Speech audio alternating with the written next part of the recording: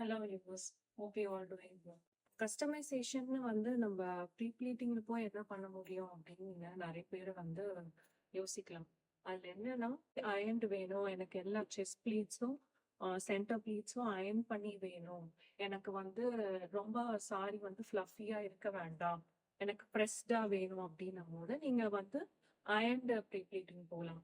இல்ல நான் கொஞ்சம் ஸ்லிம்மா இருக்கேன், எனக்கு வந்து ரொம்ப அயன் பண்ணிட்டாக்கா ரொம்ப ஃபிளாட்டா இருக்கும், எனக்கு அப்ப வந்து ஃபிளாட்டா இருக்கிற மாதிரி ப்ரீ ப்ளீட்டிங் தேவையில்லை அப்படின்னும் போது நீங்க வெறுமனே செட் பண்ணி இருக்கிற ப்ரீ ப்ளீட்டிங் மட்டும் பண்ணிக்கலாம்.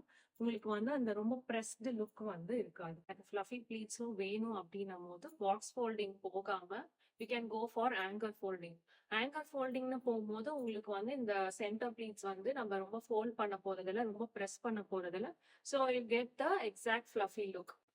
Do follow Tuck and Pin for more saree pre-pleating updates.